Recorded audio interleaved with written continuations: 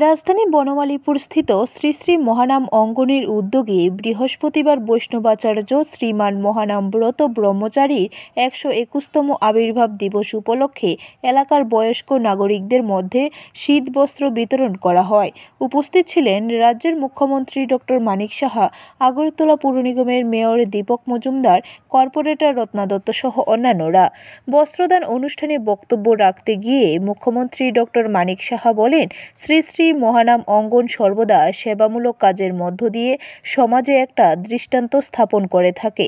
অসামাজিক চিন্তাধারা দূর করতে সামাজিক চিন্তাধারা নিয়ে কাজ করাই হচ্ছে আসল ধর্ম। মুখ্যমন্ত্রী এদিন শ্রী শ্রী মহানাম অঙ্গনের ভূয়সী প্রশংসা করেন। এর আগে আমি কয়েকবার এই নিখিল ত্রিপুরা মহানাম সেবক সংঘতে আমি এসেছি। এটা শহরের কেন্দ্র বিন্দুতে অবস্থিত।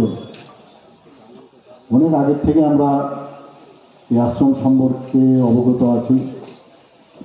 Doctor KL. রায়ও আমার মনে আছে, উনি সাংঘাতিকভাবে এর সাথে যুক্ত ছিলেন। উনি আমাদের ডাইরেক্টর অফ হেলথ সার্ভিসেসের উনি ডাইরেক্টরও ছিলেন। তো মাঝে মাঝে ওনার সাথে কথা হতো। ওনার আত্মীয় স্বজনরা যারা আমার কাছে আসতেন বা বন্ধুবর্গ অনেকেই ছিলেন, তাদের সাথেও এই আশ্রম সম্পর্কে একটা সম্যক ধারণা আমাদের সবারই ছিল।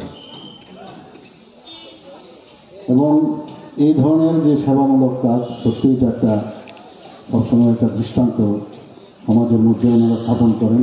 ব্যুরো রিপোর্ট, খবর ত্রিপুরা।